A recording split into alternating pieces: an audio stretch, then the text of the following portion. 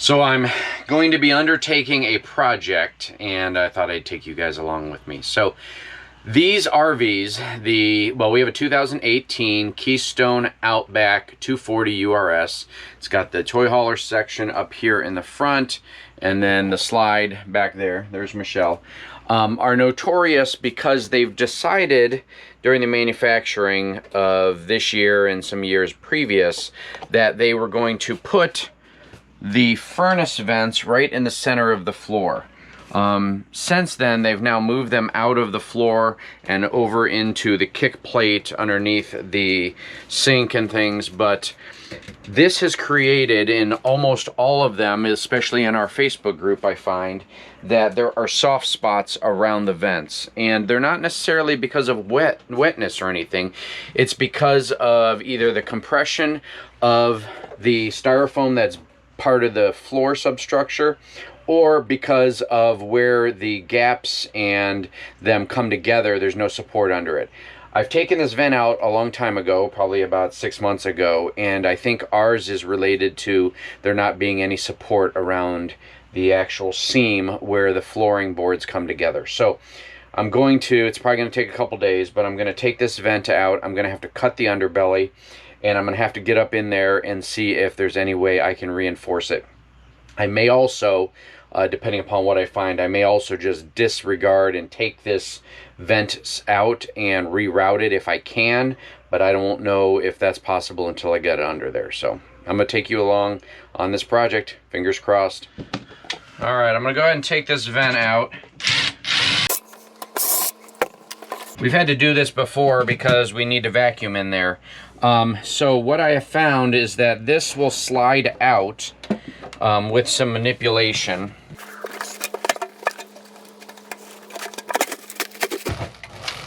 And so I'm going to take this apart. I'll be back here in a minute.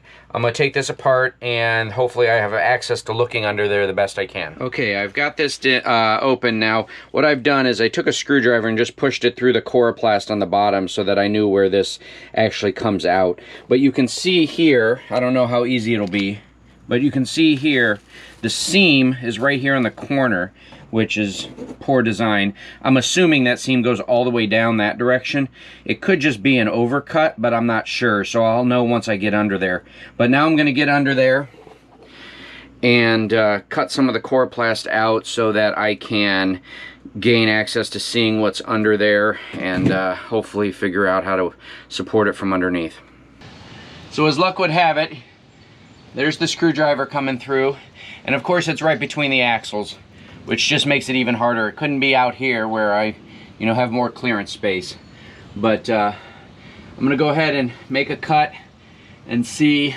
It looks like maybe there's a beam right here because there's some screws in the coroplast. So I'm guessing there's a beam there, which could be a good sign that I could put a support somewhere in that general direction. But I'll cut this open and see what I find. Okay, let me show you what I'm thinking.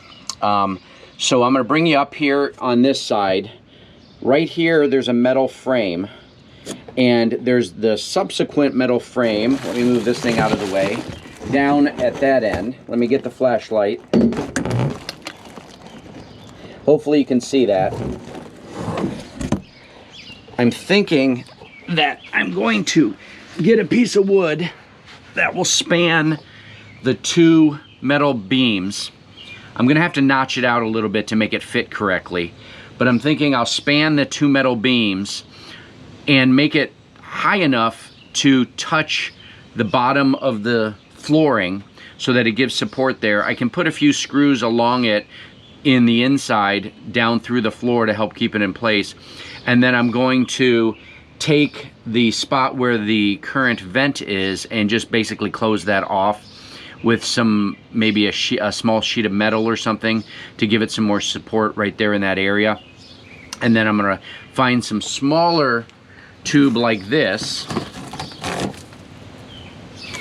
and connect it to the end of the 4-inch or 3-inch tube and run that underneath the sink and put another vent over there where this heat will come out. So basically the vent will not be usable anymore, which is no big deal because I'm just going to vent it somewhere else, but not in the center of the floor. And then I can just leave the vent cover there, you know, instead of trying to find linoleum that replaces it or whatever. So that's the plan. I'm going to have to take some measurements, and then I'm going to have to run to Menards or Home Depot or Lowe's or something like that, probably Menards.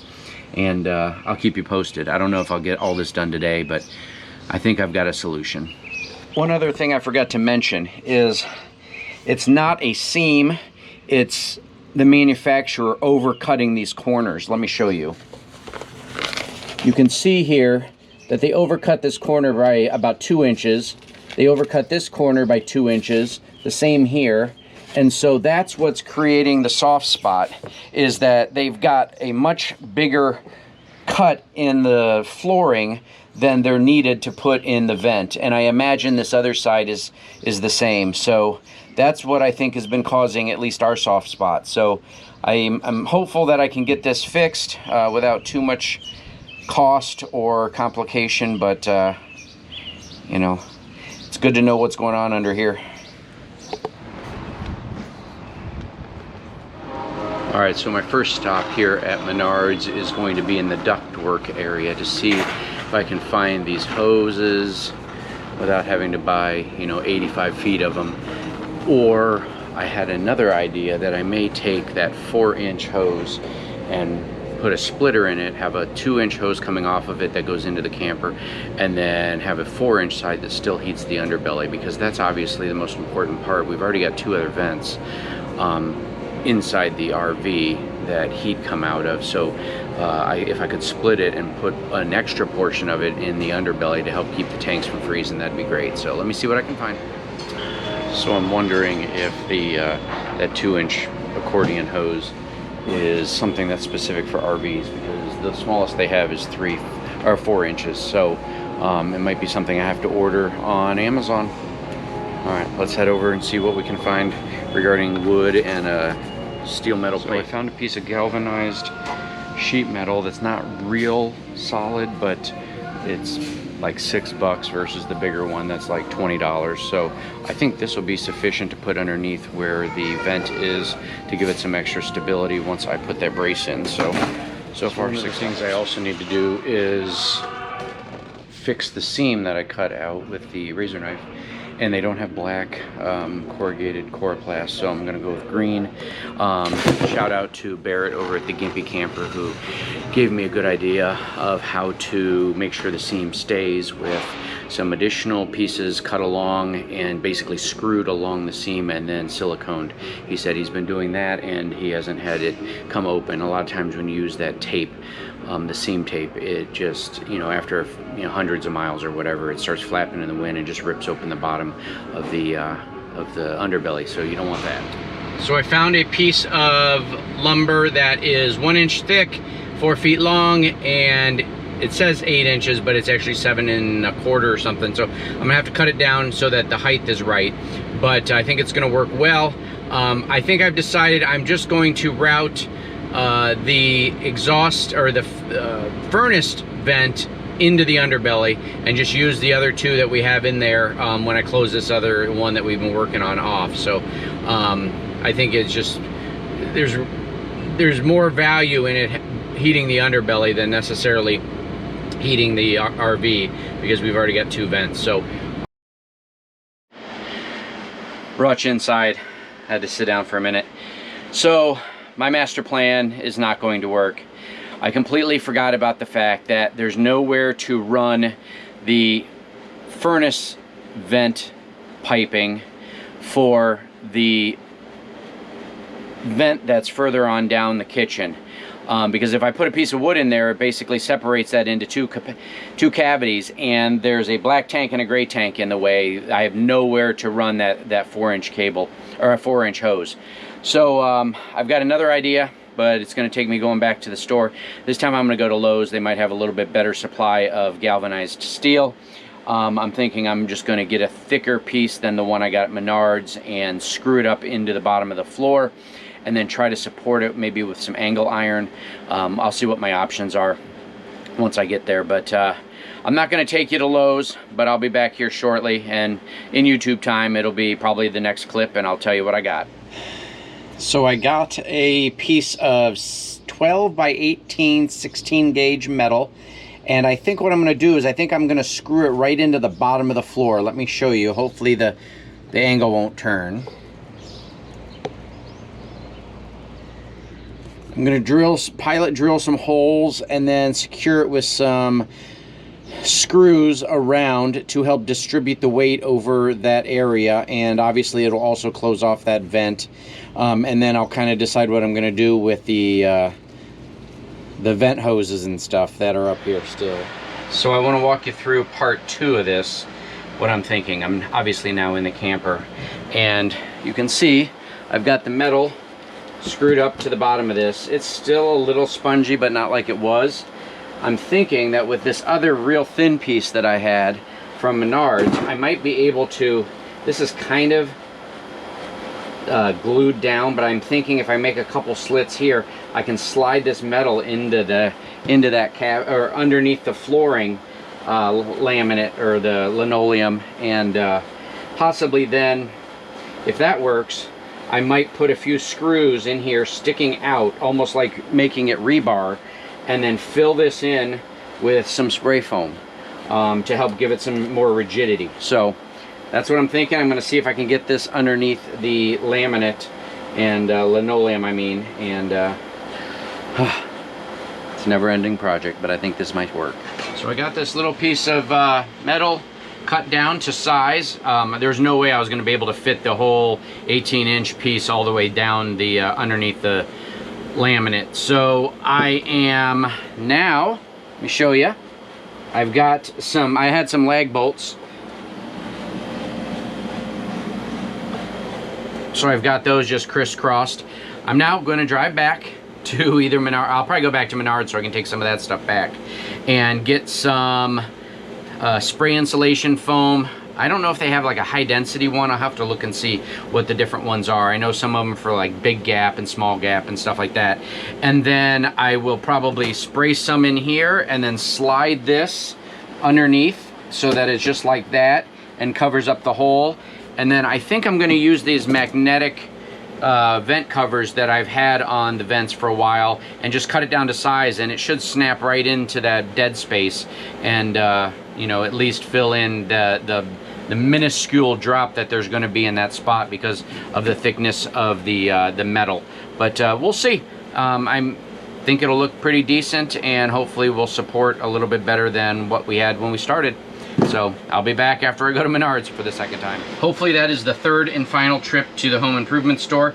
I got myself some spray foam. It's high density, extra durable, so I'm hoping. I've never tried the DAP version, but it's interesting. It comes with 2 straws, which is always an added bonus, because you know these things, you know, once you use them once, you almost have to use all of it, but I'm clearly not going to use all of that.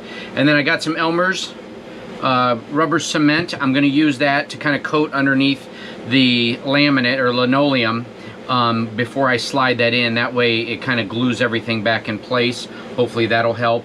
And then after I spray the foam into the crevice,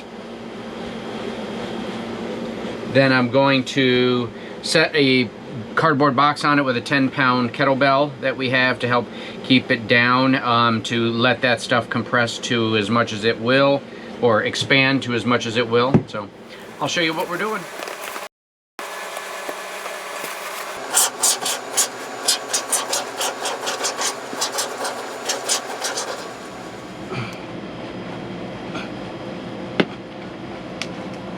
All right, now I'm gonna put some Elmer's glue on top of the edges here as well to help secure this down. You can always peel this back up, hopefully. Put some weight on this to help keep that down so that the foam doesn't push the metal back up. There we go. Like it was meant to be. What do you guys think? All right, probably gonna have to let that dry for maybe 48 hours or so, but by the time this video comes out, I will have an update for you. I'm gonna go under and try to figure out the best way to secure the bottom back and put the coroplast back on the bottom so that it's not flapping in the wind when we drive. I'll show you what we end up with. Welcome back. I am under here and I gotta hold my head up. I got finished with cleaning up under here. Let me show you what it did. I know it looks atrocious, but all of the white silicone will dry clear. So I took some Gorilla Tape and I taped up the black underbelly that originally was on the camper. I taped that along all the seams and got it real good and reinforced. And then I took screws and screwed this green into the coroplast that was part of the underbelly, and then I've gone through and put silicone along all the edges and covered up all the screws, and you know, we're not leaving for another 3 weeks, so it should dry really well. So but yeah, that's the project. I'll take you inside and show you the finished product or semi-finished product on the inside. All right, we are probably 90% finished with the inside modification, but I wanted to show you how it came out. So I let it dry for 48 hours, and it's way more solid than it used to be. Let me show you what it looks like kind of right now.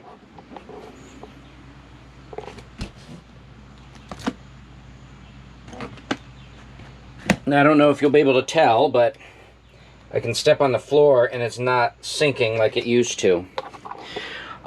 The last thing I'm going to do, and I realized this yesterday, instead of leaving that magnetic vent cover there, which is perfectly fine, and you can see the other ones right there, so it's not like we don't have them already, but I'm going to actually get in here and cut a piece of the linoleum out from underneath the sink to match up to go in that spot, and then I'm going to kind of clean up the edges so that they're straight and cut them with a razor knife and insert a kind of a patch in there, and I think that'll look a lot better in the long run. But I wanted to get this video out, but that's the current plan. I just got to figure out what piece I want to cut out from under there, because nobody's ever going to see the linoleum there. So hopefully this information was helpful. Again, this isn't going to work for everybody. This worked for us. The floor is much more solid than it was. As you saw, it took quite a few takes. This isn't, while it's a how-to video, it's a how I did it video. I know there's probably a lot of, you know, warriors out there on the keyboard that'll tell me I did it all wrong and I should have done this. But you know what? It worked, and it cost me maybe about $35 total, and maybe about, well, if you don't count the drive time back and forth to the hardware store, probably about 3 hours of work. So hopefully this was helpful. If you enjoy this video, please give us a thumbs up. Like this video. It lets YouTube know that you support us, and if you really like our stuff, hit notification bell so you're notified every time we release a video. See you next Sunday.